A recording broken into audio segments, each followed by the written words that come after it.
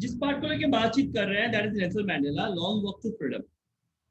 अब इस चैप्टर का जो मेन थीम है एपरेंटेड पॉलिसी। ये एक पॉलिटिकल सिस्टम है जो सेपरेट करते हैं लोगों को उनके रेस के अनुसार, और ये चीज साउथ अफ्रीका में लागू थी। तो नेल्सन मैंडेला के बारे में हम लोग सब लोग सुने हैं कि ब्लैक एंड व्हाइट की लड़ाई में वो अल्टीमेटली उनको फ्रीडम हासिल हुआ, और 10th में 1994 का दिन था जब साउथ अफ्रीका को पहली बार उनको उनका डेमोक्रेटिक जो रूल है, नॉन रेशियल जो गवर्नमेंट है, उसको फॉर्म करने का मौका मिला। ये जो स्पीच है, ये जो पर्टिकुलर पार्ट है, ये पर्टिकुलर पार्ट इनॉग्रेशन पार्ट का एक डिस्क्रिप्शन। तो शुरुआत कुछ इस तरीके से हो रहा है। 10th मई का दिन था और साल था 1994 का। Dawn bright and clear. तो डॉन, इस पर्टिकुलर वर्ड का जो मतलब है डॉन, तो डॉन यहाँ पे एक्चुअली उस चमचमाते हुए सूरज के रोशनी को बता रहा था। अगर मैं एग्जैक्ट आपका हर एक पार्ट का हिंदी बता नहीं पाता हूं मैं, but I try my level best to like make you understand. तो अगर मैं इस पूरा सेंटेंस को लेके चलता हूँ, 10th में डॉन ब्राइट एंड क्लियर, तो इसका मतलब है उसका वेदर कंडीशन, उसका वेदर फोरकास्टिंग कंडीशन के बारे में कह रहा है कि वो दिन पूरा सनी दिन था। So it is done. एक तरीके से अगर मैं हिंदी का मतलब दूं, जो मतलब कुछ डिफरेंट नहीं है, कोई चीज का प्रकट होना, that is also can be done. तो कुछ दिनों से मेरे इर्द गिर्द बहुत सारे वर्ल्ड के लीडर्स और वीआईपी मौजूद है जो मुझे रिस्पेक्ट देने आए हैं मेरे ही इनॉग्रेशन में। ये इनॉग्रेशन साउथ अफ्रीका के सॉइल में एक लार्जेस्ट, सबसे बड़ा लोगों का समागम, जहां से बहुत सारे इंटरनेशनल लीडर्स पहली बार साउथ अफ्रीका आए थे, क्योंकि साउथ अफ्रीका आउटलॉज था। कोई भी कंट्री उसके साथ कोई पॉलिटिकल इशू रखना नहीं चाहता था, तो दे वर आउटलॉज।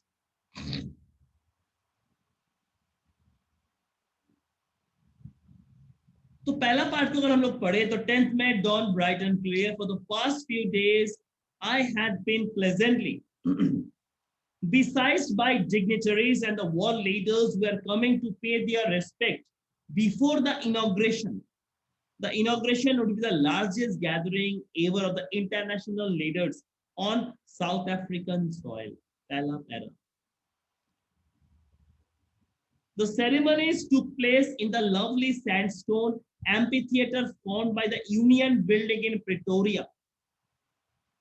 तो जो सेरेमनी होने जा रहा था वो एक बहुत ही सुंदर सैंडस्टोन के बना हुआ एक एम्पी थिएटर, इसका मतलब है स्टेडियम जैसा जगह जहां पे कोई छत नहीं है। और ये कहां पे हो रहा था ना, यूनियन बिल्डिंग इन प्रिटोरिया, जो बरसों से गोरो साम्राज्य का जगह था। और ये आज पहली बार यहाँ पे rainbow gathering of different colours and Nations, ये जो पार्ट दिया गया है, ये रेनबो गैदरिंग का मतलब है डिफरेंट कंट्रीज ऑफ, जो डिफरेंट कंट्रीज के लोग यहाँ पे मौजूद है उनके बारे में बताया गया है। और पहली बार साउथ अफ्रीका में एक डेमोक्रेटिक और नॉन रेशियल गवर्नमेंट फॉर्म होने जा रहा है। वो ऑटम का महीना था और मेरे साथ मेरी बेटी थी। पोडियम का मतलब यहाँ पे एक्चुअली बताया जा रहा है कि वो जो स्टेज जहाँ पे वो चलने वाले, podium. Mister de Klerk was the first sworn in as the second deputy president. तो मिस्टर डी क्लार्क ने सेकेंड डेप्यूटी प्रेसिडेंट का पद को संभाला। उसके बाद पहले डेप्यूटी प्रेसिडेंट जिनका नाम है हैबोको मेबिकी, उन्होंने अपना ओथ लिया। और जब मेरा बारी है I please to obey and uphold the Constitution and devote myself to the well-being of the Republic and its people. तो मैं अपने आप को इस देश के रिपब्लिक, इसके कॉन्स्टिट्यूशन के लिए डिवोट करना चाहता हूँ। और जितने भी असेंबल गेस्ट यहाँ पे आए हैं, जितने भी लोग मुझे सुन पा रहे हैं, देख पा रहे हैं, today all of us do by our presence here confer glory and hope to a newborn liberty out of the experience of an extraordinary human disaster that lasted too long. Must be born a society of which all humanity will be proud. तो आज पहली बार south Africa में non racial government form किया गया है और एक newborn liberty, तो आपके पास कुछ आपके नैतिक अधिकारों ने जन्म लिया है।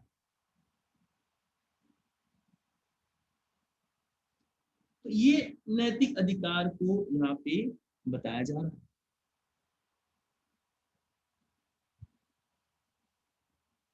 अब आपको यहाँ पे एक पार्ट दिया गया है, एक्स्ट्राऑर्डिनरी ह्यूमन डिजास्टर। ये जो एक्स्ट्राऑर्डिनरी ह्यूमन डिजास्टर दिया गया है, इसका मतलब है साउथ अफ्रीका में जो कंडीशंस थे वो साधारण मानव के लिए जीने के लिए नहीं, जहां पे आपको चमड़े का रंग से आपको सब कुछ से बेदखल कर दिया जाता है, आप अपने ही घर में गुलाम की तरह रहते हैं। इस फेज को एक्स्ट्राऑर्डिनरी ह्यूमन डिजास्टर का नाम दिया गया।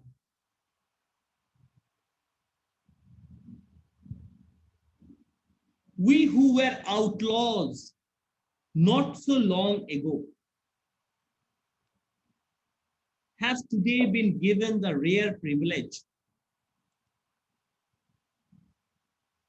to be host to the nation of the world on our soil. बहुत बड़ा बात है।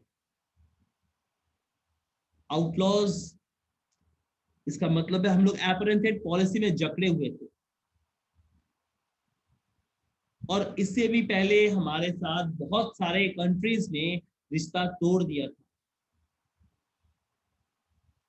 मगर आज सारे कंट्रीज का जो डिग्नेटरीज है वो आज मेरे सामने, मेरे पास मौजूद है। तो फिर हम लोगों ने अपना political emancipation, the freedom from the restrictions of the political party. So we who were outlaws not so long ago have today been given the rare privilege to be host to the nation of the world on our own soil. We thank all of our distinguished international guests for having come to take possessions with the people of our country of what is, after all, a common victory for justice, peace, and human dignity. ये part important, इसलिए important है क्योंकि वो शुक्रगुजार है उन सारे international guest के जो आए हैं डिफरेंट कंट्रीज से, क्योंकि ये एक कॉमन विक्ट्री है जहाँ पे न्याय का जीत हुआ है, शांति का जीत हुआ है, मानवता का जीत हुआ है। We have at last achieved our political emancipation. We pledge ourselves to liberate all our people from the continuing bondage of poverty, deprivation, suffering, gender, and other discrimination.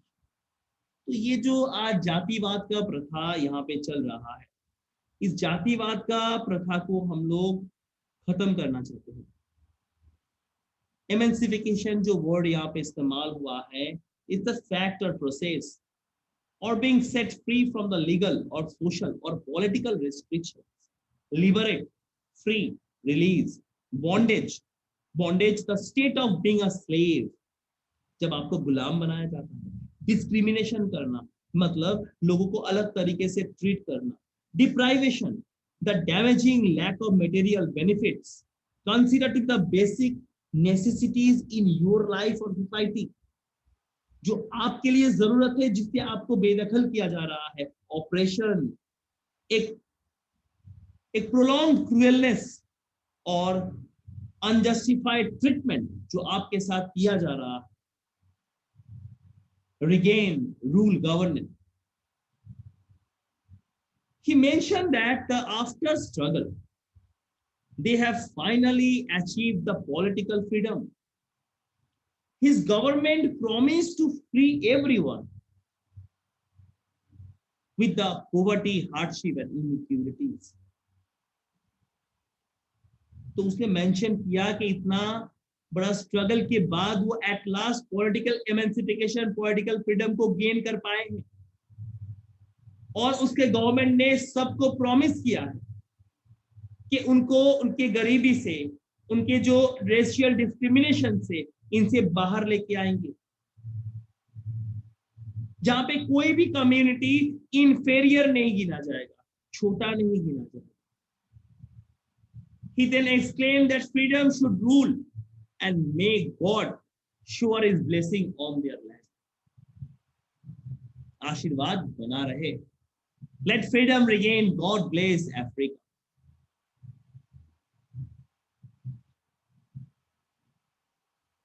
A few moments later, we all lifted our eyes in awe at the spectacular array of South African jets, helicopters, and the troop carriers rode in perfect formation over the Union building.